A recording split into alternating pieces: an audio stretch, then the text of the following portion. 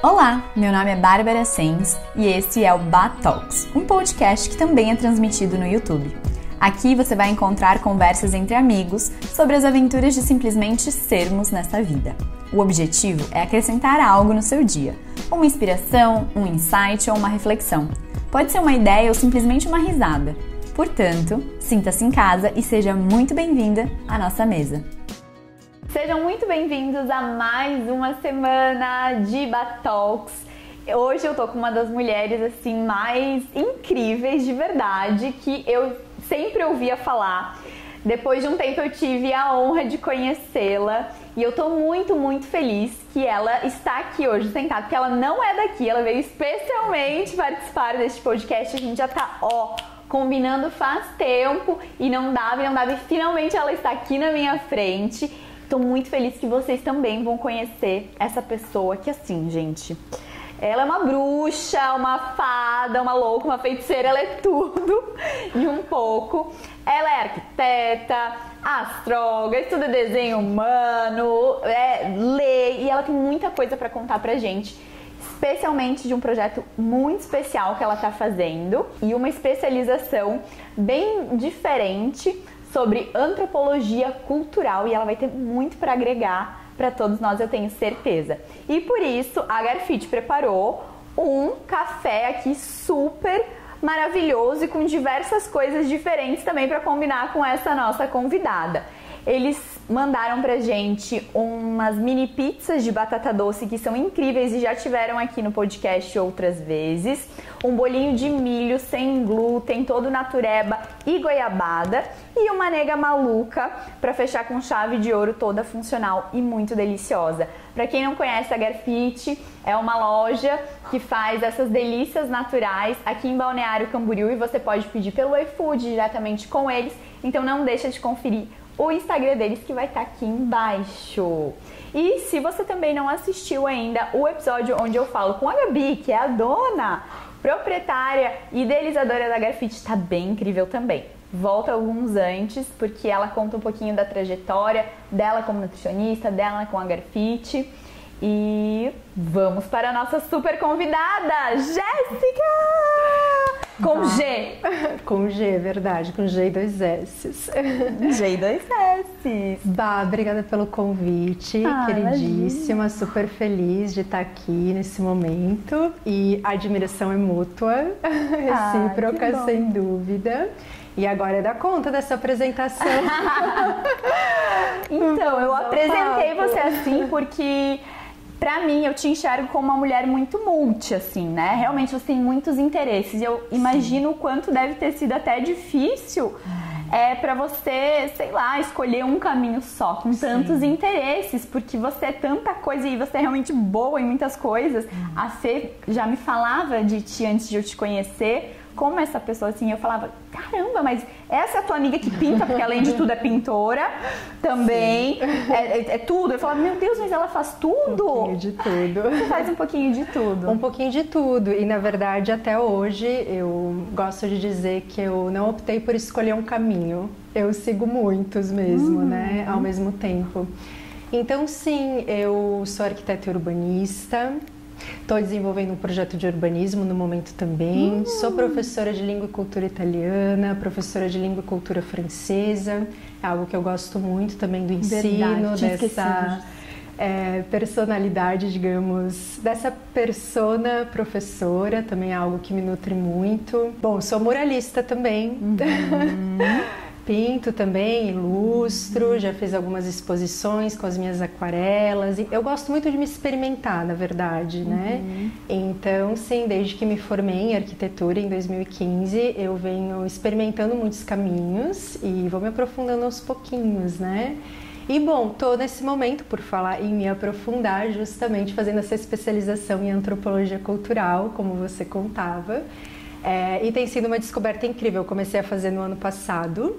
E, bom, antropologia cultural, muito brevemente, é um modo de estudar as culturas, as diversas culturas, ou a cultura em geral que se desdobra em muitas coisas. Então, estudar o fazer humano, né? Antropologia, é incrível. Então, a gente investiga a questão de gênero, desdobramento de gênero, gastronomia ao redor do mundo, como as várias culturas, digamos, se apresentam através de rituais, danças, a gente sabe, né? Daqui a pouco chega o carnaval, por exemplo, é algo muito forte, muito bonito dentro da nossa cultura também, né? Sim. É um modo de celebrar a vida também, já muito antigo, e também existe em muitos outros países, né? Tem também uma conexão com o universo religioso, então a antropologia cultural tem esse desdobramento que vai para muitos cantos, né? Tô adorando. A gente até tava comentando, né? Como eu não sabia que existia uma especialização sobre isso. Claro, uma área totalmente diferente da minha. Sim. Talvez seja mais comum dentro dos teus estudos, enfim. Mas você me falou que você faz na PUC, aqui em Curitiba. Sim, eu estou fazendo aqui em Curitiba, na PUC do Paraná, professores maravilhosos, colegas maravilhosos.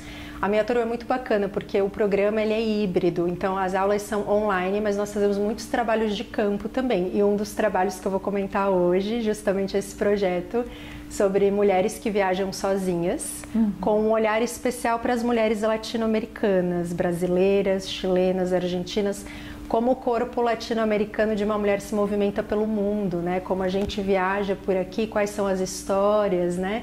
Então a gente vai entrar um pouquinho por aí, mas o programa é incrível. Não estamos fazendo publicidade, mas a PUC Paraná é incrível e o programa é muito legal. E por ser híbrido também, a gente tem colegas que estão em várias partes do mundo. Então tem pessoas que estão fazendo trabalhos no sul dos Estados Unidos, tem pessoas que estão na Ásia, tem pessoas que estão na Argentina, tem muitos brasileiros incríveis do Nordeste, do Cerrado, do Planalto, Rio e que rico você tá com essa galera. A troca é muito rica, porque as nossas conversas, imagina, a gente põe um tema na mesa, todo mundo tem algo para complementar e a gente vai tecendo ali, né? Nossa, muito bacana. E cada um com uma cultura bem diferente, claro, né? Com uma origem diferente, com olhares e vivências diferentes, né? E isso é algo muito rico para que a antropologia cultural é isso, né? Esse navegar por várias formas de estar no mundo, né? E como que você descobriu? Da onde veio esse teu interesse nessa especialização? Em escolher antropologia cultural? Bom, na faculdade de arquitetura eu já tinha uma inclinação e um carinho muito grande pelas disciplinas das humanas. A arquitetura é dita ciências sociais aplicadas, mas as matérias que mais me tocavam, assim, me movimentavam, sempre foram as matérias história da arquitetura, patrimônio cultural, patrimônio imaterial, que são esses modos de se expressar através da dança, através da costura, do bordado, da pintura, do desenho, e que cada cultura vai se expressar de um modo, né? Então eu já tinha sempre esse carinho, essa inclinação, assim, para essas disciplinas que estão mais enquadradas ali na questão das humanas. Fugi um pouquinho dos cálculos, embora eu sempre fui uma aluna muito dedicada e tirei de letra, mas realmente me interessava muito. Quando eu tive a oportunidade de fazer o intercâmbio na Itália, morei em Turim, no norte, em 2013 e 2014, e aproveitei. A minha família tem origem italiana também, então eu tenho um carinho muito grande. Todos os meus bisavós tinham origem italiana, um deles tinha origem polaca, polonesa. Então eu cresci também com essa mistura maravilhosa, assim, a cultura brasileira em si, com a cultura italiana, com a cultura polaca, polonesa.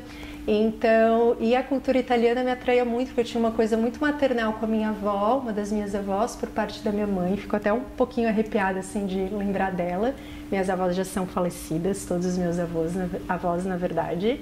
E eu lembro de escolher, porque eu tive a oportunidade de escolher o país para onde eu ia fazer esse intercâmbio. Eu lembro de escolher a Itália por ter essa vontade. Escolhi cidades que eram próximas, inclusive de onde vieram esses meus trisavós, e depois minhas bisavós e todos, porque queria sentir essa sensação, tinha essa questão mais maternal, essa questão familiar também, e também porque a gente sabe, a Itália tem essa questão artística, a arte, esse desenrolar cultural, humano, que é muito bonito mesmo. E bom, queria experimentar, fui para lá, isso aí só foi fortalecendo assim essa minha inclinação para essa área mais das humanas, né? Eu tenho essa ligação muito forte com a leitura, a literatura também, que acaba puxando também para algo não tão racional, né, dentro do fazer da arquitetura e do urbanismo mesmo. Então eu pensei, tô com vontade de voltar a me debruçar em textos acadêmicos, mas também de fazer novas descobertas, e eu sabia que eu queria realmente mirar para alguma área que tivesse braços ali com as áreas da arquitetura que mais me tocam, que mais me mobilizam. E aí, pesquisando e conversando com amigos que fui conhecendo desde que me formei em 2015, cheguei a essa especialização de antropologia cultural. E aí encontrei o programa da PUC, fiquei fascinada pelo programa de disciplinas, que é muito amplo mesmo, então a gente passeia por todas essas coisas que a gente já comentou, esse fazer cultural, e eu falei, é aí mesmo. Sentiu que era aquilo. E você já falava italiano quando você foi fazer esse intercâmbio? Que você fala italiano, francês, português? Um pouquinho de polonês. Ai, que maravilhoso! Mas muito pouquinho. Que legal que você foi atrás de buscar isso. Fui, eu tenho sempre uma curiosidade muito grande, assim, em relação à história no geral e história familiar também. Então, sempre fui buscar um bocadinho. E também porque eu cresci numa cidade pequenininha, onde a proximidade familiar é muito grande. Sim. E aí a gente cresceu ouvindo aquelas histórias do avô, da avó, do bisavô, bisavó, né? Mas você tem essa facilidade com línguas, então, também? Tenho. Eu tenho. Na verdade, na minha infância, era muito comum nas reuniões familiares a gente falar só o dialeto trentino, que é um dialeto muito bonito do norte da Itália, da região montanhosa, ali onde a gente tem os Alpes. É uma região que se chama Trentino Alto Adige. E eu cresci ouvindo esse dialeto, né? E, naturalmente, a gente sabe como a gente aprende línguas quando criança, a nossa língua mãe, a nossa madrelíngua, né? A gente aprende ouvindo, absorvendo. Depois é que a gente vai para um trabalho mais de papel, de caneta, um pouquinho mais, eu gosto de dizer, matemático, né? Porque o processo de aprender, ele é muito de ouvido, de percepção. Então, sim, eu cresci até os meus 12, 13 anos, eu tinha essa ligação com o dialeto trentino. Que é muito diferente do italiano standard, que é o italiano oficial falado na Itália hoje, né? Que inclusive, não sei se você acha o italiano uma língua bonita. Maravilhosa! Você fala e fica, ai meu Deus, porque eu tenho origem italiana também, né? Ai, maravilhosa, é verdade. Qual é o sobrenome? Bertoli. Por curiosidade, Bertoli. Belíssimo.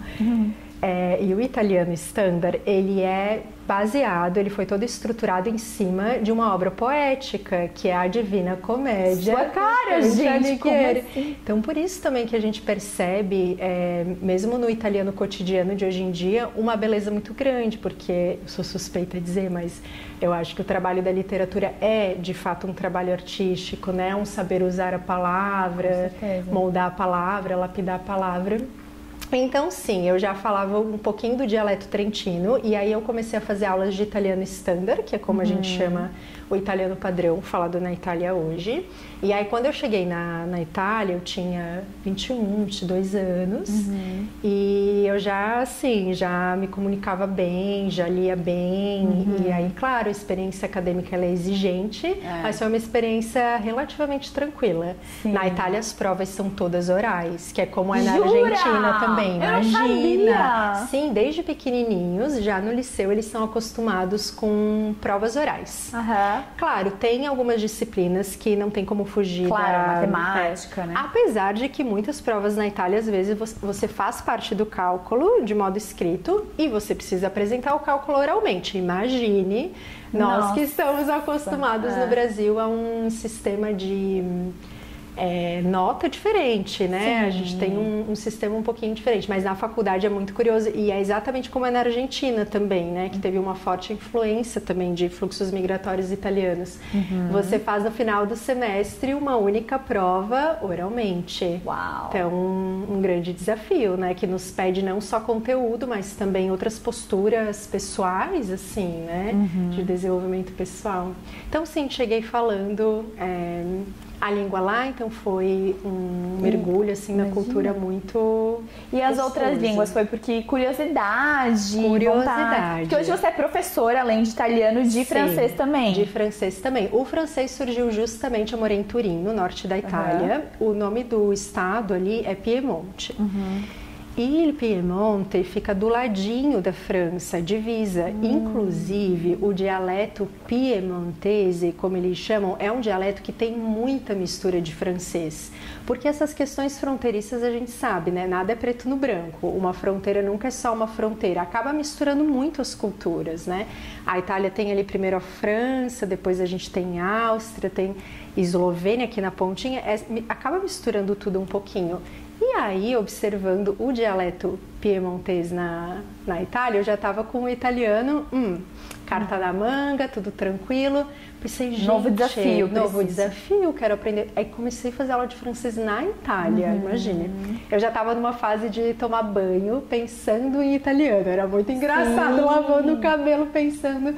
Então, como eu já estava mais, o italiano já estava mais introjetado, digamos, naturalizado assim no corpo e tudo. Claro, com muitos desafios que viriam ainda, mas comecei a estudar o francês ali. Aí voltei para o Brasil, finalizei minha formação em francês aqui com um professor do sul da França, queridíssimo, Milan. Depois tive aulas um período com um professor turco, queridíssimo também. Que incrível. Radicado na França. E aí finalizei minha formação em francês e passei a dar aulas de francês também. Uau! Tá, e daí você fala um pouquinho de polonês, você fala inglês também? Inglês também, sim. Embora as latinas sejam o meu forte. Eu falo inglês, me viro aquele inglês assim, viajo, me comunico tranquila. Mas não pra dar aula, tipo... Eu dei aula de inglês durante alguns anos.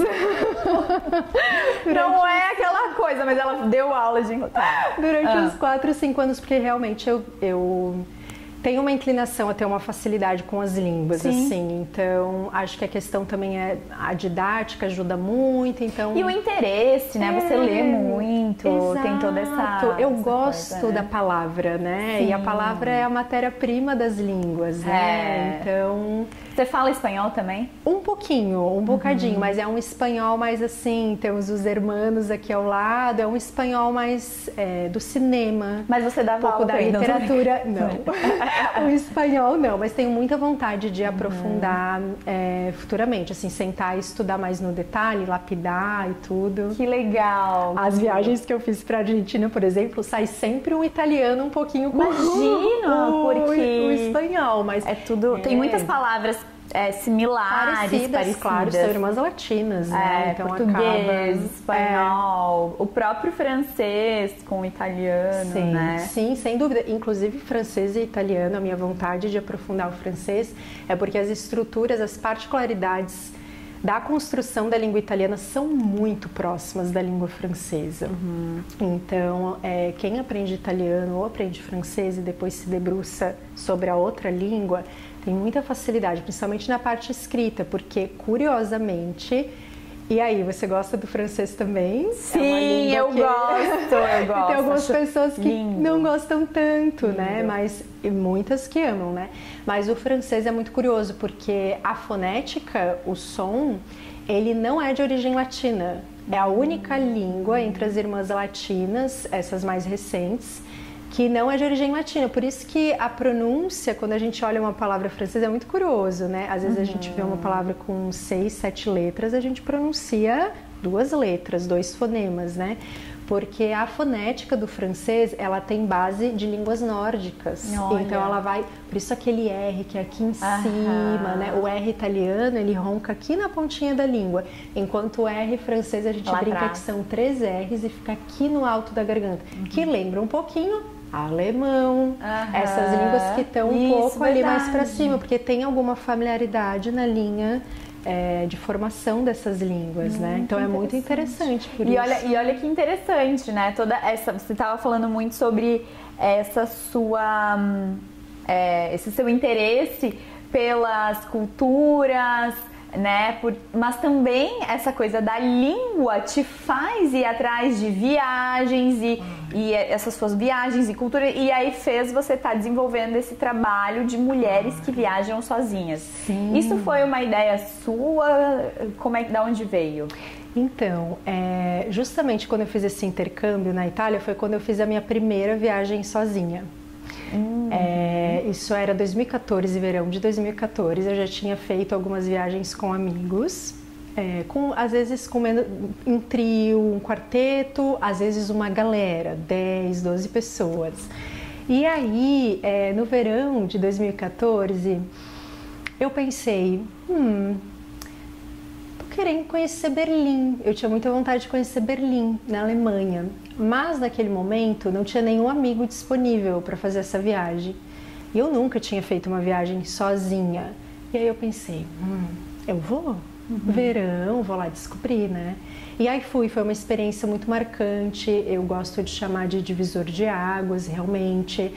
Eu lembro que uma das sensações mais fortes, eu mantinha uma caderneta com anotações, assim, das impressões desde que eu tinha chegado, assim, na Itália. E eu lembro que algo que me marcou muito foi que, assim, muito resumidamente, uma sensação no meu retorno, porque eu passei muitos desafios, né? Na época o meu inglês não era muito bom, era bem novinha, ainda não tava... Quantos anos eu ainda tinha 21, 22. Ainda não tava, eu ainda não conseguia soltar, principalmente a Alemanha, por exemplo, cheguei para ir para outros países, a Holanda ali do lado e tudo mais, que quando pronunciam o inglês, é um inglês com uma pronúncia um pouquinho mais carregada. Sim. No geral, também temos falantes alemães de inglês maravilhosos, né? Sim. Mas também não é a primeira língua deles, né? Exato. E aí, como não é a sua também... Com certeza. E, na verdade, quando nós falamos... É muito difícil, na verdade, falantes que tenham... que falam outra língua e tem um sotaque muito limpinho, muito semelhante ao nativo. É possível, muito possível se aproximar, mas realmente, e eu acho um charme. Eu também acho lindo. Eu acho um charme, assim, né? Acrescenta, principalmente o inglês, que é uma língua que a gente vê tantas culturas falando, né? Acho que acrescenta ali alguma coisa que traz identidade, uma identidade cultural. Eu adoro. Muito legal. Até as pessoas brincam muito com os hispanos, né, que falam aquele inglês bem com aquele R, assim. Exato, puxado. Mas eu acho lindo. Sim, acho lindo. Eu gosto muito também. Gosto muito você consegue perceber ali traços, é muito legal. A própria língua inglesa, né, por mais que não é latina, mesmo não sendo latina, ela tem uma parte de palavras, de vocábulos que são latinos. Então tem algumas palavras que a gente identifica. E bom, nessa viagem a Berlim, então, eu voltei com uma sensação muito feliz mesmo, assim, de eu fiz essa viagem sozinha para um país onde eu não entendo quase nenhuma palavra de alemão, com um inglês muito manco, um pouquinho ali, um inglês não exatamente, não me ajudava tanto. Foi uma viagem que eu passei muito tempo percebendo as coisas de outro modo, assim, viajando sozinha, sem parar para conversar ali com um amigo, com amigos e tudo, eu percebi a cidade de outro modo e eu gostei muito dessa experiência. Eu adoro... E entrando em contato com uma insegurança também, né, Jé? Porque quando você foi para a Itália, você já falava, né? Já era, já estava numa zona um pouquinho mais de conforto, um pouquinho, né? Sim, porque realmente falar a língua é algo que nos coloca num lugar um pouco mais confortável, né? Apesar de que eu acho fascinante imaginar a experiência de chegar num país em que você não entende nada da língua também, é uma oportunidade também de perceber aquele espaço de outros modos e você precisar usar outras linguagens do seu corpo para você se virar, para você pedir o seu café. Então tem uma coisa que a muitas pessoas dá medo, também senti medo em muitos momentos de, nossa, por que eu vou pedir esse café, sabe? O que eu faço aqui, né? Tudo bem, o caso do café é um caso mais clássico, mas para resolver uma coisa mais fácil de pedir em inglês, digamos, né? Mas é interessante porque muitas pessoas se relacionam com isso e muitas pessoas têm esse medo de eu vou chegar num lugar, eu não vou nem saber pedir um café, eu não vou nem saber nada, e isso as impede de viajar, de sair, de se aventurar. Sempre que eu tenho a oportunidade, eu gosto de dizer, não, vai lá, sabe? Vai lá, você vai descobrir uma capacidade em você, muitas capacidades em você que você nem imagina. E a famosa frase, quem tem boca vai a Roma. Exato, não é? Esses provérbios, esses ditos antigos são cheios de sabedoria, né? Sim, vai a Roma, vai a Berlim, vai a Tóquio, vai a África do Sul, vai para tantos lugares, né? E foi uma experiência muito marcante nesse sentido, de vivenciar a cidade através de um silêncio maior da fala, mas muita coisa acontecendo dentro, porque quando a gente silencia, a gente sabe bem que tudo floresce dentro. Muito mais forte, né? A gente percebe coisas que às vezes a fala não nos permite perceber com tanta clareza. É uma experiência incrível, e eu acho que essa sensação assim que eu trouxe de... Nossa, se eu fiz isso agora... Faço qualquer coisa. Faço qualquer coisa, é sabe? Incrível. Sabe que a primeira sensação que eu tive, assim, foi quando eu fiz intercâmbio também. Quando eu voltei do intercâmbio, que eu passei por várias coisas desafiadoras também. Né? Nova Zelândia, eu tinha 16 anos. Muito mais novinha. Muito novinha, eu tinha 16 anos. E eu lembro que eu voltei de lá e falava, Bárbara, eu vi um desafio e falava, você consegue, você fez aquilo lá, você ficou um ano morando sozinha, tipo, na Nova Zelândia, tipo, você consegue, você passou por várias, você consegue, então você tem essa coisa do, né, desse... É uma coisa elástica, expansiva, né, a gente volta com os sentidos expandidos e com as nossas capacidades mesmo, assim, de resolver as coisas. E outra coisa, né, que no seu caso, tipo, a primeira viagem sozinha ali, você tá... Quando às vezes a gente viaja com alguém, às vezes a gente se irrita e querendo ou não, mas é porque é o jeito dele, não sei o quê. E quando você tá sozinho, você tá irritado, você vê que é você, é sempre você. Então essa percepção é bacana uma dinâmica também, né? diferente. Claro, é um aprendizado de si em primeiro lugar, né? A gente olhar para si desses outros modos, né? E perceber também, por exemplo, o que a gente mais ama quando a gente está viajando com outras pessoas. Também. Porque o contraste nos faz perceber essas diferenças, dá valor. A gente não consegue perceber nada sem o contraste, né? Sem a experiência diferente, né? Essa questão do contraste é maravilhosa. É maravilhosa, é filosofia de vida, sem perceber a vida pelo contraste. Ou seja, é importante passar pela dificuldade, é importante passar pela tristeza, é importante passar por tudo. Né? Importantíssimo, sim. Eu já vivi um momento da minha vida que eu, breve, e tirei meus aprendizados também, mas um momento que eu procurava me impulsionar para ver as coisas sempre de um modo, não, peraí, mesmo que a situação vinha um pouco angustiante, um pouco triste, não, peraí, deixa eu colocar aqui um glitter, deixa eu jogar um glitter, uma telinha, purpurina. Deixa eu jogar uma purpurina nisso aqui. Hoje eu venho aprendendo já nos últimos anos a receber as coisas de uma maneira mais crua mesmo, sem tentar pôr a purpurina ali, né? Não, peraí, agora eu preciso vivenciar um pouquinho essa angústia aqui.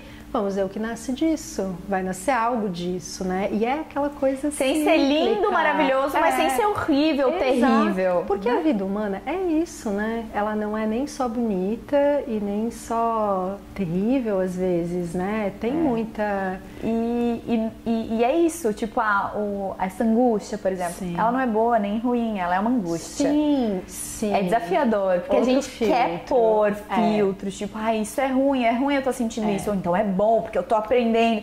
Cara, não, é uma angústia. Tá incomodando? Tá, porque você não tá acostumado, porque daí você, né? Vai nascer coisas que vão te ensinar se você estiver aberto a simplesmente sentir. Esse modo de olhar, que é quase um filtro de neutralidade, assim, né? De olhar a angústia, digamos, não, peraí, angústia, bom, ruim, sair dessa dicotomia, dessa divisão, bom, ruim, né? Terrível, ótimo, né? Mas olhar para aquilo como, não, venha como é, assim, né? Todas as coisas, né? Inclusive a alegria também, né? Porque há vários modos de receber a alegria, né?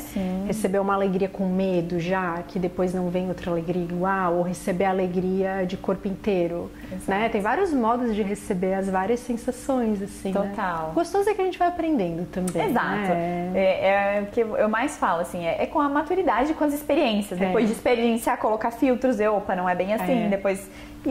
E vai experienciando, maravilhosa. E é um ciclo que segue a vida inteira, né? Sim. A gente vai estar sempre Isso é uma coisa que me entusiasma muito, saber que eu vou estar a vida inteira aprendendo alguma coisa. Sim. Eu falo demais isso com minhas amigas, assim, acho que até já falei aqui no podcast, meu, se com 30 eu tô assim, caramba, não vejo a hora dos meus 40. Imagina 40, a gente com 60, o dobro. Super sábia, aquelas. Sim, né? Você mesmo, o que você vai estar fazendo? Não vai mais ter o que você fazer, Jé. Quero não esgotar e dança, você dança também. Sim. E é atriz também. Sim. Meu Deus, é tudo. Experimentação do corpo também, né? Isso é uma coisa muito legal. E bom, vamos então um pouquinho ao projeto, lá, né? Gostoso, a gente vai navegando, mas... aí você viajou pra Berlim, essa experiência. Aí essa experiência ficou sempre marcada, assim, em mim, né? E certamente o que eu sou hoje também faz parte, também tem muito dessa experiência e de muitas outras que vieram depois. Eu acho que os tempos em que a gente está também mais quietinhos em um só lugar, já que a gente está falando de sensações diversas, eu adoro estar em movimento e a gente vai estar aqui falando de tantas mulheres em movimento pelo mundo.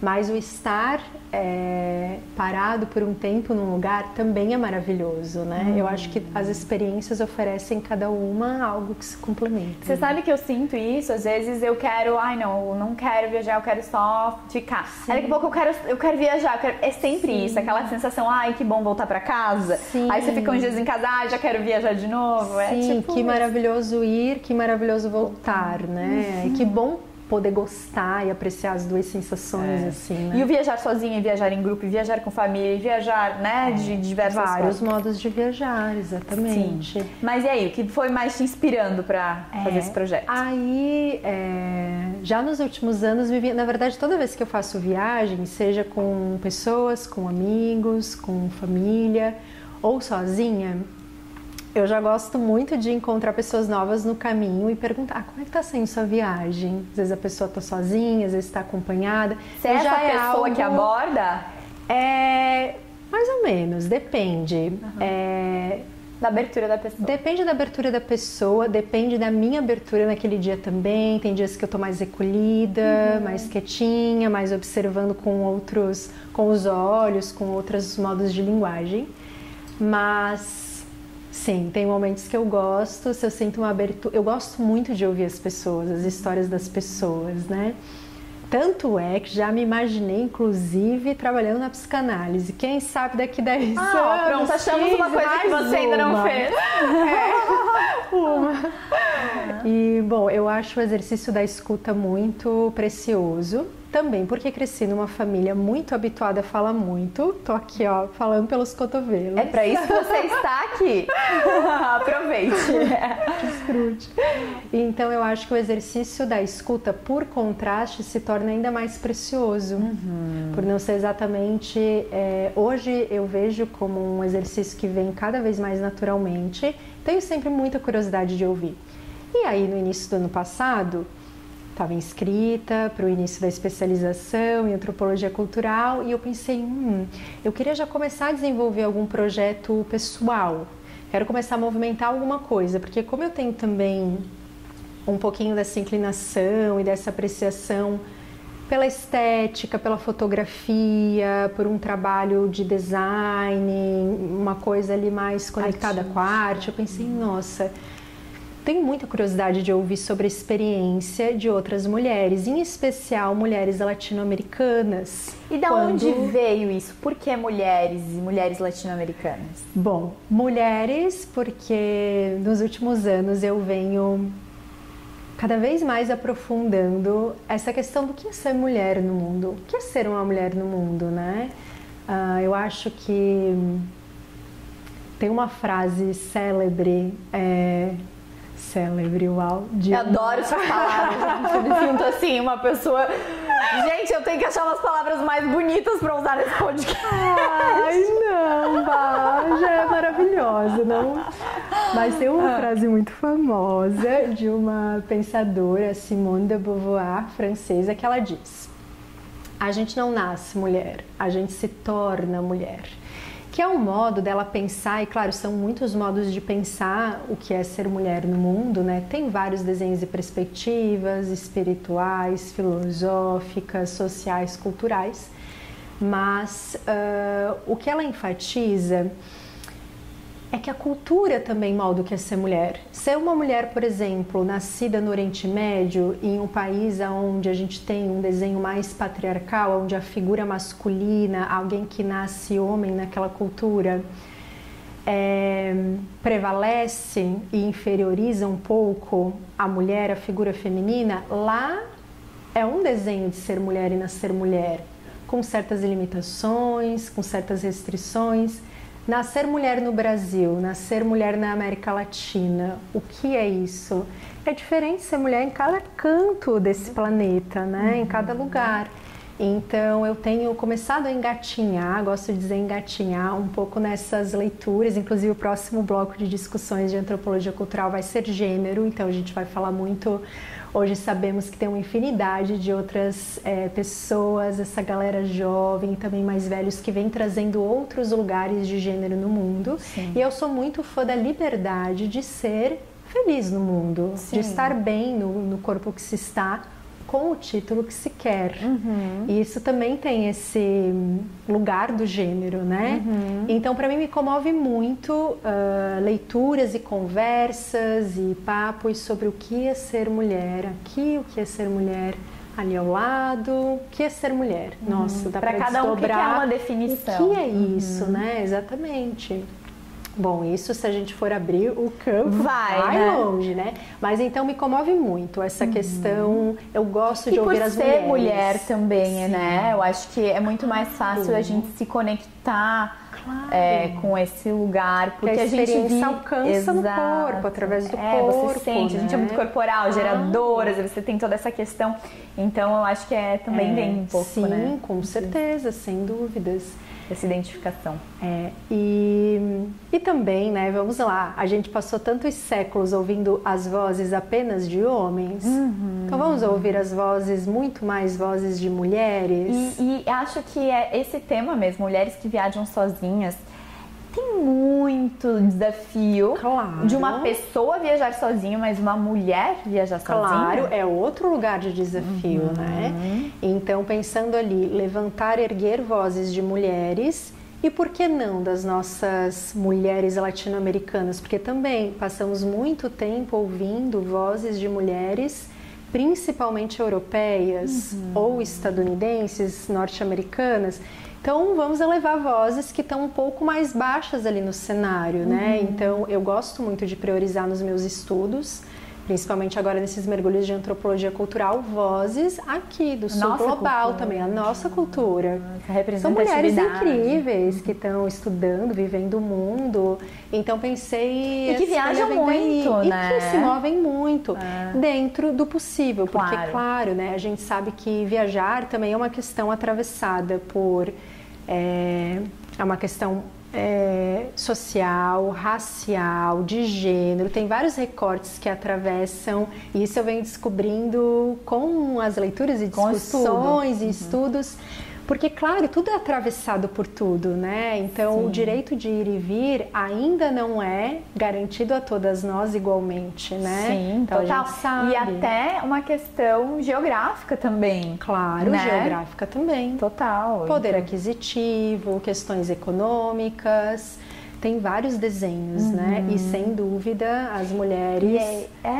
E quando a gente vive uma realidade, a gente acha que é aquilo, óbvio, natural. Sim. E aí quando você começa a ouvir, que bacana isso. Então foi esse interesse em ouvir realmente. Será que todo mundo é como eu? Muitas vozes, exatamente. E aí foram nas suas viagens que você começou a ouvir essas pessoas. E aí eu fiz a última viagem que eu fiz sozinha foi no final do ano passado, em setembro e outubro. Tive a oportunidade de me oferecer com o meu trabalho, com a minha caminhada, 1 mês e meio viajando em movimento. Sim, agora, né? Agora, recente. E aí também foi uma escolha de aproveitar esse momento de viagem, que era um momento de descanso para mim também, mas também um momento para exercitar essa escuta.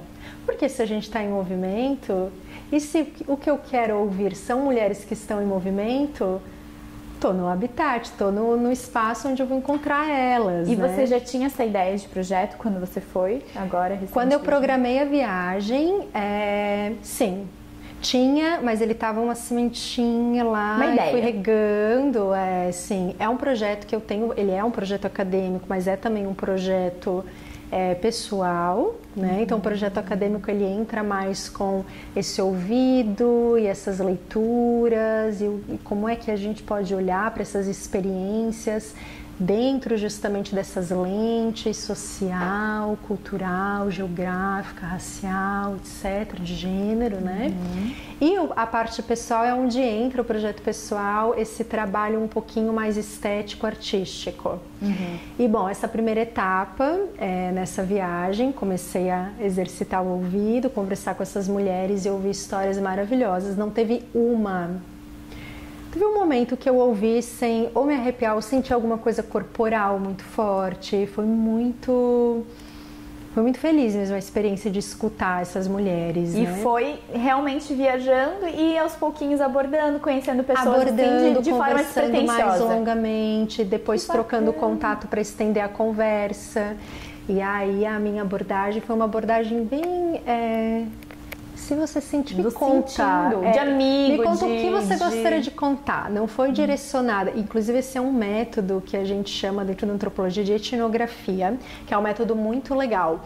É um método livre, que você está ouvindo pessoas que você gostaria de conhecer a história, você deixa elas livríssimas para falarem o que elas quiserem compartilhar, sem uma sequência de perguntas rígidas ou, enfim... não necessariamente rígidas, mas sem uma sequência de perguntas, né? Um roteiro. É uma escuta livre mesmo. E né? eu acho que isso é muito importante porque vai muito além do que você poderia ter imaginado dentro de uma caixinha, aquela entrevista, digamos aqui, aquela conversa, porque às vezes ela expande muito mais. Você é surpreendido. Exato, no caminho, né? Exato. E também eu sinto muito isso, assim, sabe? Eu nunca tenho perguntas aqui, enfim, no podcast, porque cada vez eu venho assim, não, vamos falar sobre tal coisa. O assunto às vezes vai pra outra e às vezes é isso que eu precisava ouvir, as pessoas precisavam ouvir, é isso que precisa estar no mundo, né? O voto de espontaneidade, né? Assim, de aproveitar um pouco o que o mundo nos oferece. Porque somos também um pouco instrumentos do mundo, né? Eu acho isso incrível, porque isso também tira um pouco a nossa carga de autocobrança, porque às vezes eu fico, meu Deus, mas não, não era para isso que não era para esse lado que eu queria, ou então na minha própria fala. Eu não queria, meu Deus, tipo, terminei uma palestra, terminei uma consulta, putz, esqueci de falar aquilo. Não, eu falei o que a pessoa precisava ouvir. Que é uma necessidade um pouco nossa de querer controlar um pouquinho ou desenhar um pouquinho as bordas das coisas. Mas a vida tá aí pra dizer pra gente, um pouquinho dá pra desenhar. Você não manda nada. E o resto é assim, confia e caminha, né? Porque não tem jeito. Sim. E aí as histórias que eu comecei a ouvir, assim, as partilhas maravilhosas e partilhas muito diferentes entre si. Esse é um projeto que eu vejo como um projeto a longo prazo. Então eu quero ouvir muitos relatos ainda, quero ouvir mulheres de muitos lugares diferentes, de partes diferentes do Brasil, da América Latina. Você tem que conhecer a Dani, minha amiga. Ela já veio aqui no podcast. E ela tem um blog, um Instagram também, que é Pegadas de uma Viagem. E ela viaja e ela é casada, mas ela sempre viaja sozinha, porque o marido dela trabalha e nem sempre ele pode acompanhá-la. E ela vai, ela aproveita e ela... Vocês têm que se conhecer, porque acho que ela pode te ajudar nesse projeto. Ela mora aqui na Brava. Nossa, vou adorar escutar ela. Sim, acho que vocês vão ter bastante coisa pra trocar. Ela veio aqui, ela até falou algumas coisas sobre viajar sozinha. O que é diferente de quando ela viaja sozinha e quando ela viaja com o marido? Quando viaja acompanhada, exato. É muito legal. Interessante. Tem uma pesquisadora que eu gosto muito, ela é escritora também, a Paula Carvalho. E ela pesquisa, eu acho incrível a biografia do Instagram dela, porque tá lá assim, pesquiso viajantes disfarçados. É muito instigante, né? O que é isso? Pesquisar viajantes disfarçados. E é muito legal, porque ela faz um resgate do que é viajar, né? Porque a gente tem a criação do turismo que é super recente, século XIX, 1800 e pouquinho, esse turismo como a gente conhece, exercita hoje, né? E tem essa questão feminina, as nossas e feministas também, né? As nossas lutas e, por exemplo, o nosso direito ao voto é muito recente, 1900 e pouco, isso foi se desenhando diferente, com datas diferentes em diferentes países. Enfim, o século XX é um século de muito florescimento para a mulher, né? Sabemos bem, né? Nossas grandes mulheres ali, avós, bisavós, eu gosto de pensar que todas as avós, bisavós e trisavós do mundo são também minhas bisavós. Uma fortaleza. Uma fortaleza, sim, né? Eu acredito e confio muito em mulheres, no caminho das mulheres, assim, né? Por isso que me comove tanto, né, nesse sentido. E é muito curioso, porque o espaço do viajante, ele sempre foi um espaço predominantemente masculino. A gente tem obras da literatura, Odisseia, Homero, Penélope. Gente, Penélope ficou esperando quem, gente? Esqueci o nome do... Vamos lá. A Penélope que ficou esperando Ulisses. A famosa Odisseia, quando a gente diz a frase, nossa, essa viagem durou uma eternidade, foi uma Odisseia, essa frase que às vezes a gente ouve na cultura. Por quê? Porque a Penélope, já lá na mitologia grega, 2000 anos atrás, ficou esperando Ulisses, que foi para uma guerra durante 20 anos, 2 décadas, fazendo o quê? Tricotando em casa. E claro, as escolhas devem ser genuínas. Sim. Uma escolha de ficar tricotando em casa, maravilhoso, se você sente aquilo, se aquilo para você é bom, se aquilo te traz alegria, se aquilo é natural. Não precisamos nem nos estender muito, é isso. Mas a gente sabe que também há uma imposição cultural, né? Então, durante mais de 2000 anos, esse espaço da casa, do lar, do cuidado dos filhos, foi sempre muito reservado à figura feminina, à mulher. E o viajante, então, predominantemente, era sempre a figura masculina, o desbravador dos mares, inclusive a antropologia nasce assim, por curiosidade, esses viajantes que vão para vários lugares do mundo, eram homens no início, né? Esse foi um espaço, e em tantas outras profissões e movimentos, as mulheres não se movimentavam mesmo, que né? interessante, é verdade. E aí a Paula Carvalho faz esse estudo muito legal, porque o que é viajar? Você comentava, né? Da sua amiga Dani, né? Sobre viajar sozinha ou viajar acompanhada do marido. Muitas mulheres hoje, século XXI, às vezes vão para algum país onde a cultura é mais patriarcal e não vê tanto, com tanta naturalidade, uma mulher caminhando na rua sozinha, uma mulher tomando um café sozinha, ou uma turista viajando, uma estrangeira viajando, caminhando pela cidade. Quais são as estratégias? O que um viajante disfarçado precisa fazer, principalmente uma mulher, para poder fazer essa viagem com mais conforto? Às vezes usar uma aliança mesmo, não sendo casada.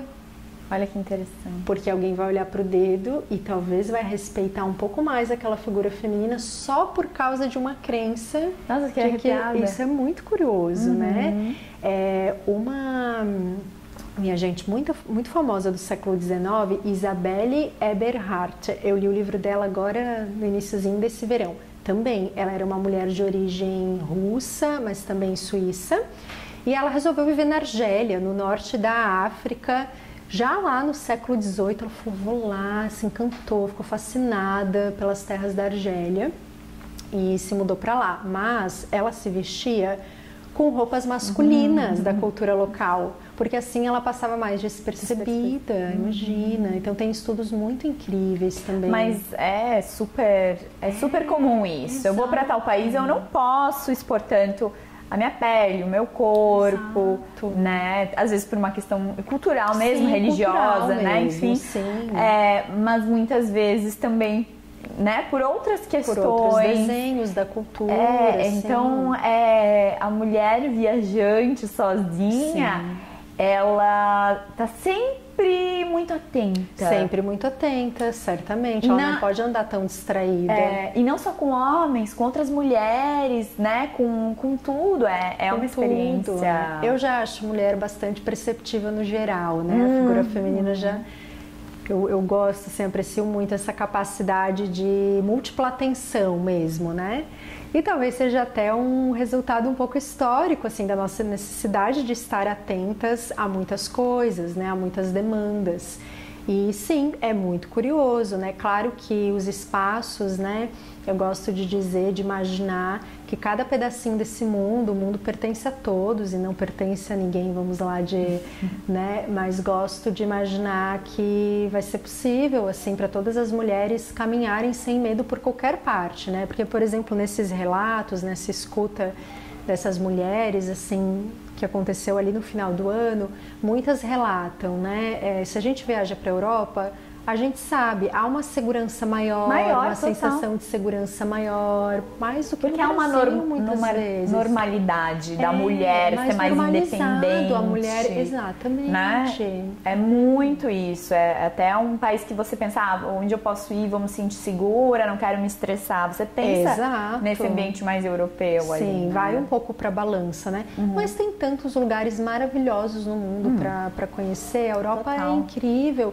Mas é um lugar, é uma parte do mundo, é uma fatiazinha do mundo, né? Tem tantos lugares maravilhosos, né? Outra coisa que me comove muito, assim, ouvindo essas mulheres, é entender essas experiências desse corpo, né, de mulher em movimento por várias partes do mundo, e torço muitíssimo para que cada pedacinho realmente do planeta seja possível ser acessado por uma mulher, sem uma preocupação muito...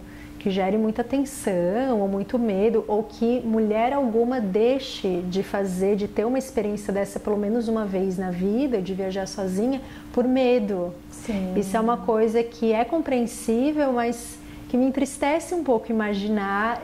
E claro, né, é uma escolha muito válida, sem dúvida, mas meu desejo é que nenhuma mulher tenha medo de se movimentar pelo mundo. Sim. Que consiga, se tiver essa vontade, porque temos múltiplos desejos e coisas que nos movem, né? Mas que não... E olhar para esse medo e ver, então, o que ela pode fazer, né? Pra ir. Eu não sei se você sabe, agora me lembrei. A minha mãe... ela tinha o sonho de fazer intercâmbio. Você pode conversar com ela, aquelas, né? Várias vezes. Mas a minha mãe, né? Ela tinha o sonho de fazer intercâmbio, ela nunca fez. E aí, ela tá fazendo aula de inglês, já mais velha. Eu e meu irmão éramos nascidos. E aí, do nada, onde ela fazia inglês, que na época em Lages, a escola de inglês dela, tava com um programa de intercâmbio. E eu acho que ela tinha 40, 45, 40 e tantos ali, de um mês, né? E morar, ficar na casa de família e tal. E ela foi. Casada com um filho, meu pai, imagina, com 40 e poucos anos. 40 e poucos anos. Eu tinha 15, eu acho, 14, 15. Olha, um espelho maravilhoso 13. ali. Só que assim, o que acontece a primeira coisa, quando ela falou pro meu pai, foi na hora, tipo, convidou ele, né? Claro, casados, vamos juntos, vamos fazer essa experiência juntos e tal. Só que meu pai não tinha como na época, muito trabalho, era impossível ele ficar um mês fora pra ele, enfim. E ele não gostou nada que minha mãe ia. Não gostou nada.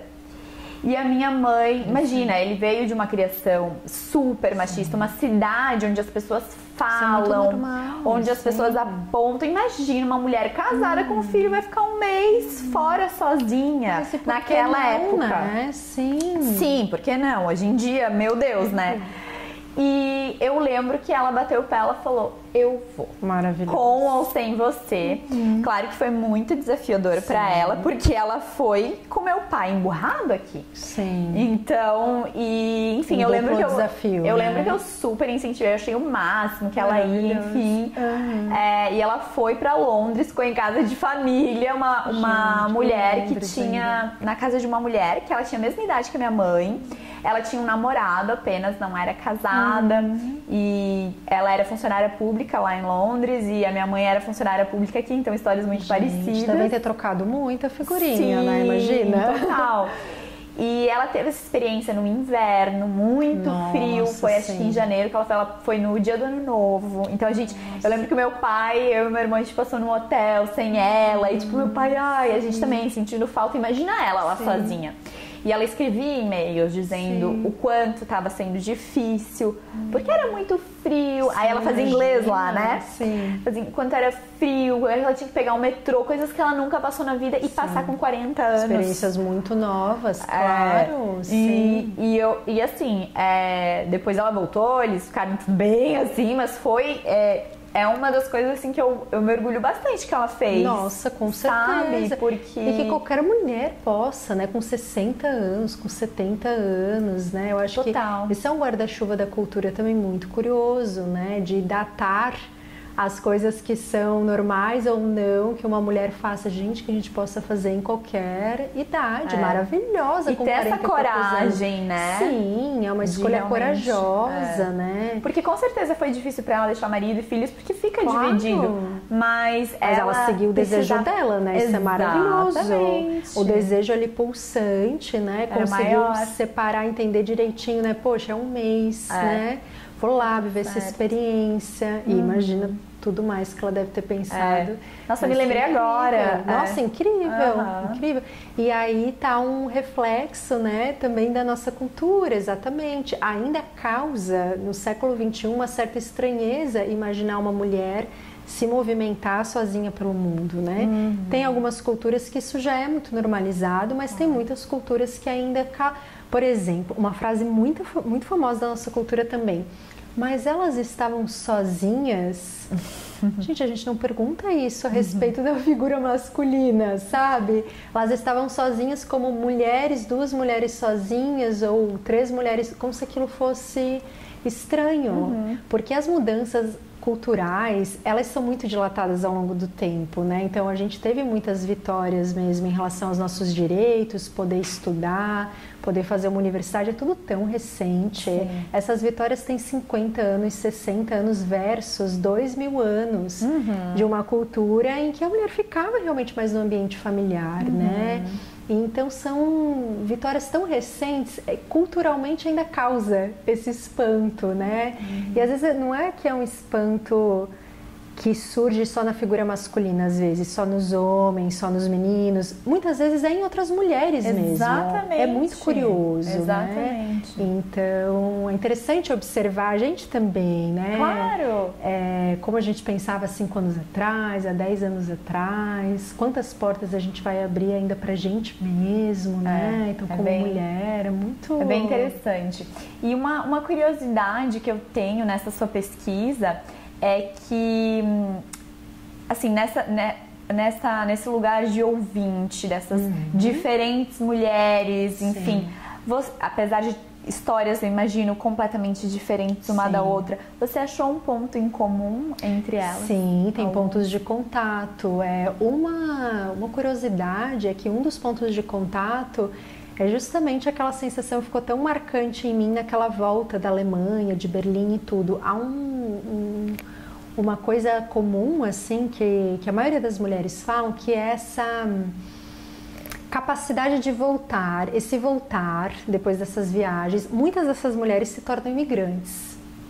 Imigrantes num sentido, né? A gente estranha um pouquinho também a palavra imigrante, olhando para ela assim de uma forma mais crua. Muitas dessas mulheres se lançam para viajar, descobrem o mundo, o seu lugar, descobrem outros lugares de experimentação de si e se mudam para Portugal, se mudam para o México, se mudam para os Estados Unidos e ficam. Então tem também isso, né? Esse despertar assim de essa fascinação por outras culturas e por tudo que você pode ser dentro de outra cultura, né? Então algo em comum foi uma fala mais ou menos assim: estar em outro país, em uma outra cultura, permite a essas mulheres que elas consigam ser quem elas quiserem, ser um pouco mais livres nas escolhas pessoais, como se aqui eu tomo um cuidado muito grande no momento de colocar, para não confrontar ou não imaginar que, por exemplo, estar no seu lugar natal, o lugar que você nasceu, que você mais viveu antes de viajar, que aquilo seja negativo, de forma alguma. Mas às vezes quando a gente está mais inserido por mais tempo numa cultura que a gente já está muito habituado, desde a infância e tudo, às vezes a gente tem mais dificuldade para fugir também ao que os outros esperam de nós. Muitas vezes. Eu super me relaciono, eu entendo muito a sua fala, porque eu acho que é uma coisa que eu sinto também. Sim. Toda vez que eu viajo, eu me sinto numa versão minha mais do meu ser mesmo, sabe? Uma versão minha mais... eu não tô achando a palavra, não é ingênua, mas assim... mais espontânea, quem sabe? Espontânea, me desperta. E toda vez que eu volto das viagens, eu até estava comentando com umas amigas minhas, toda vez que eu volto uma viagem eu falo, bom, eu quero manter esse estado de espontaneidade, de liberdade, e eu vou... E daqui a pouco eu me moldo de novo no status quo ali, no meu dia a dia, com as pessoas e tal. E tá tudo bem, porque eu gosto disso, mas não é bem assim, você pode ser em qualquer lugar. Não, você tem ali um certo moldes, você se molda, claro, né? E quando você vai para um lugar onde ninguém te conhece, você não conhece não só as pessoas, mas os lugares, os cheiros, sabe? A natureza, é tudo tão diferente. Você se conecta com essa sua... até essa criança interior, essa espontaneidade, e você fica livre. E aí você tem essa sensação. O que imagino eu, pelo menos também foi um pouco que aconteceu em algum momento quando eu morei fora, que depois de um tempo morando ali, você também acaba se moldando e perdendo essa espontaneidade, né? Então esse movimento, o novo é o que traz. Eu gosto de imaginar a possibilidade, e que é um privilégio, né, muito grande, mas a possibilidade de poder se permitir estar em movimento de tempos em tempos e estar de tempos em tempos também, de novo, nesses lugares aonde a gente se acostuma um pouquinho mais parados simplesmente, né? Eu acho que as duas experiências têm muita força, muita beleza. As duas experiências conseguem despertar os nossos sentidos de formas diferentes, porque voltar, como a gente já falava no início desse papo, dessa conversa, é muito gostoso também. E muitas vezes, algo que eu sinto, que também tá nesse relato dessas mulheres que eu ouvi até então, quando a gente volta, a gente está em outro lugar de força para também movimentar as coisas que estão por aqui. Nossa, eu sinto muito que às vezes o próprio estar em movimento não precisa necessariamente ser uma viagem, mas às vezes tô há 3 semanas numa rotina um pouco mais de trabalho, dada aos estudos, a leitura, uma rotina ali. Aí no terceiro final de semana, um pulinho em algum lugar próximo, uma paisagem diferente. Totalmente. Um pouquinho de cidade maior ou um pouquinho de natureza, mas o movimento. A novidade, claro, o experimentar, o sair dessa zona. Todos os sentidos do corpo. E aí quando a gente volta, pronto, coisas que talvez se a gente seguisse naquela rotina de trabalho de 3, fosse para a 4ª semana sem essa pausa mais generosa do movimento... Talvez a gente ia demorar um pouquinho mais para resolver certas coisas, ao menos a minha experiência pessoal, ela toca ali, daí eu demoro um pouquinho mais, mas se eu me coloco em movimento, quando eu voltar, durante 1 semana e meia, eu vou estar movimentando as coisas de uma maneira um pouco mais solta, completamente. Esse movimento parece que ele realmente areja as nossas águas, assim, movimenta, a gente volta. E eu vejo até assim, se você tá muito empacado, tá num momento ali de um platô, de um bloqueio, faz uma viagem. Quando você volta a algum movimento, por quê? Porque você fez algum movimento. Sim, exatamente. Você movimentou, você saiu, desbaratinou, algum movimento vem. Eu acho que eu tava, como te falei, conversava com as minhas amigas sobre isso outro dia, e elas falaram que sempre após as viagens algo acontecia na vida delas, algo incrível, né? Ou algo acontecia. E por isso que toda viagem também gera um certo, tipo, depois que você tem esse conhecimento, né? Um certo... E quando eu voltar, né? O que me espera, né? Essa questão da surpresa também. E também aquela... É muito louco, porque muitas pessoas voltam, se veem também naquela realidade que vão ter que voltar a encarar, de se moldar, e acabam sofrendo um pouco. Outro aspecto. E aí, assim, por que você sofre tanto, né? Exato. É bacana também se observar nesse sentido. Foi uma coisa que aconteceu comigo recentemente, da última viagem que a gente fez. eu voltei com aquela coisa de tipo, putz, não queria muito ter voltado. Tipo, tava com saudade da minha casa, da minha rotina, mas quando eu voltei, eu falei, putz, não sei. Não tava pronta ainda. Não tava pronta. Ai, qual que é a próxima viagem? Sabe aquela coisa de usar a viagem como fuga mesmo? Sim. Porque não deixa de ser. Sim. Você tá sempre querendo essa sensação, viciando nessa sensação, né? Sendo que você pode encontrá-la aqui mesmo com movimentos diferentes, claro, né?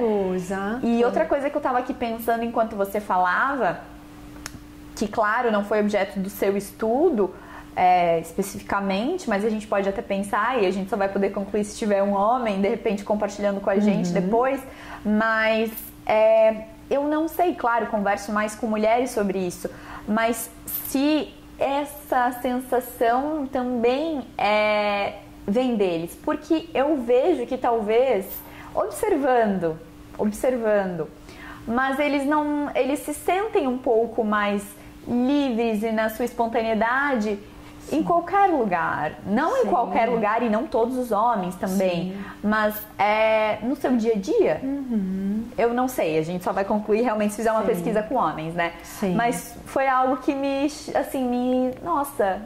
despertou uma curiosidade. É interessante, eu te ouvindo, eu fico imaginando a quantidade de recortes que dá de temas que dá assim para desdobrar pensando nisso, né? Porque um pouquinho é o que a gente comentava historicamente, o espaço público sempre foi mais aberto aos homens, então abriu a porta, eles já são mais tranquilos, livres, exato, porque é uma questão, querendo ou não, a gente traz no nosso corpo essas impressões históricas, esse moldar histórico, né? Eu acredito muito que a gente tenha mesmo, assim, na nossa construção emocional, corporal, e é muito cultural também, né? Então, no geral, na maioria das culturas, é muito difícil a gente imaginar um homem que esteja num lugar um pouco inferiorizado. Tudo bem, tem as questões masculinas de lugares de competitividade, que deve ser algo muito doloroso para eles. Tem várias questões também, né, de o famoso não pode chorar e tudo, né, não poder ocupar esses espaços de vulnerabilidade que são tão importantes, né. Então, claro, sem dúvidas, acho que todos os gêneros do mundo, né, todos os corpos do mundo enfrentam os seus desafios, né, mas acho que é uma construção muito cultural também, assim, né? Eu também vejo e escuto de muitas amigas e de muitas pessoas que vêm ouvindo também nesse projeto, né? Realmente, para o homem parece que, de fato, as coisas são mais fáceis, né? São mais, dá a impressão sempre, exato, mais prontas, né? Feitas assim. Como se a gente precisasse, e a gente precisa de fato, às vezes a gente nem percebe, mas a gente precisa estar sempre num lugar, ou muitas vezes num lugar de autoafirmação, de construção, de autoestima, de nutrição da autoestima, de nutrição da estima em si, né? Então, e de afirmar, né, o nosso poder de trabalho, as nossas capacidades, enfim, é um bocadinho mais difícil ser mulher no mundo, embora seja lindo, maravilhoso, mas único, é um bocadinho mais difícil. Eu falava hoje com a minha mãe, o personagem estava treinando e eu falei assim, né? O meu personagem falou, nossa, eu vejo como as mulheres amadurecem muito mais cedo, muito mais rápido do que os homens. Eu falei, mas é que a gente passa muito nova por coisas dolorosas e difíceis na nossa experiência corporal que vocês não precisam. Claro. Então vocês não precisam amadurecer tanto. Nós precisamos porque o nosso corpo existe, né? Exige não só a nossa história, que também. Não vamos ver, né? Mas são demandas biológicas, mas primeiramente culturais, né? Gente, é verdade, isso é muito curioso. Então, realmente, a gente é um pouco mais puxado, mas também ninguém nasceu assim, né, por acaso. A famosa pergunta, se você pudesse escolher voltar mulher ou voltar homem, o que você escolheria, Bárbara? Mulher, eu também, absolutamente. Assim, depende do dia. Amanhã pode ser que hoje eu posso ser homem, porque hoje ser mulher tá difícil. Você sabe que eu falo uma frase que algumas pessoas ficam bravas quando eu falo. Mas eu e o Caio, a gente casou recentemente, aí vem sempre a pergunta, né? Quando vem os filhos? Quando isso, né? Aquela coisa. E eu falo, gente, eu estou pronta para ser pai. Eu estou prontíssima para ser pai, sabe? Outra questão importante. É outra questão, claro, né? Enfim, mas é que é também um pouco mais fácil essa fase para o homem, por mais que ele seja presente, um pai proativo. São demandas diferentes. Já tem a questão biológica, né? Exato. Que acredito que seja uma alegria imensa poder gerar uma vida, imagina. E único, né? Assim, quase um superpoder, né? Uma coisa maravilhosa, assim, né? Gerar uma vida. Né? De gerar um bebezinho, meu Deus, é uma coisa maravilhosa, né? Então já tem um pouquinho essa questão biológica inicial. E aí, se a gente entra na questão cultural, que de novo realmente. A gente volta às questões que vêm ali junto com a viagem, essa vivência, enfim, todos os recortes na verdade se entrelaçam, né? Que é isso, né? O homem mais acostumado ao exterior, ao mundo público, ao trabalho. Então essa questão, porque querendo ou não, o gerar um bebê é algo que está ligado ali com a questão familiar, o espaço da casa e tudo mais.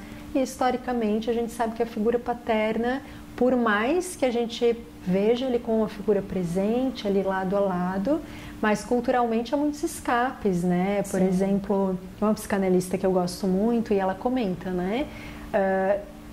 Teve um caso recente, né, de um casal que teve um bebezinho e aí o pai disse, olha, nasceu o bebezinho, ele disse, olha, não vai dar, tô em crise, eu vou viajar por 1 ano, porque eu preciso me encontrar. Uau. Mas imagine, uma mulher dizer algo assim quando nasce o bebê, é algo que a cultura não vai poder aceitar. A cultura não vai querer aceitar. Porque o espaço da mulher é sempre esse espaço muito dado, não. A cultura tende a se impressionar muito com uma escolha assim da figura feminina, mas a da figura, felizmente nos dias de hoje, essa decisão, por exemplo, desse pai, ela é vista com um certo espanto. Há poucas décadas atrás não seria um espanto. O pai precisa de um tempo para a crise dele, mas imagina a mulher cuidando... Ou para trabalhar, porque isso é uma coisa muito mais valorizada do que o cuidar de uma criança. Então é muito mais valorizado a pessoa que está... esse valor ao dinheiro, ao trabalho, ao esforço. Não, mas ele está lá, ele está totalmente ausente, mas ele está lá provendo. E ok, que bom, também é uma participação. Mas por que não dar né, a importância também para a pessoa que está ali cuidando? E você me contando dessa história, eu acabei de lembrar de uma conhecida que ela teve um bebê e com poucos meses do bebê ela foi viajar com as amigas, ela casada, o bebê ficou com o marido, enfim, com a equipe de apoio, né, enfim, e ela foi viajar com as amigas e eu lembro que até eu me surpreendi, eu falei, nossa, mas gente, não que seja errado, mas ela quis, ela conseguiu. Como? É uma coisa que está intrínseca na gente. Sim, exato, né? Está enraizado nos desenhos culturais, né? Por isso que eu digo, né? Quantas coisas, quantas surpresas Mas a se gente fosse ainda o vai pai, ter eu acho que eu não teria essa reação. Exato. Isso também está muito nos relatos dessas mulheres que eu vi. Exatamente. Uma mulher em particular, maravilhosa, ela contava da experiência de quando ela decidiu fazer as primeiras viagens sozinha e aí ela decidiu se mudar para Portugal. E aí ela fala que a questão mais marcante para ela era que quando ela retornava para o Brasil, a família dela e a cidade onde ela cresceu, muitos diziam, acabou sua aventura, você está voltando, né? E ela, não tô voltando, eu tô visitando, mas a minha vida agora é lá. Não, mas não é possível. E aí ela coloca, logo depois dessa fala, que ela abre ali um pouquinho mais, ela diz, se fosse uma figura masculina, eu duvido que precisaria ouvir essas perguntas como se eu estivesse fazendo uma brincadeirinha com a minha viagem. Ela falou, não, a minha escolha de imigrar, de morar em outro país é uma escolha séria. Eu quero fazer o meu trabalho nesse país, eu quero viver essa cultura.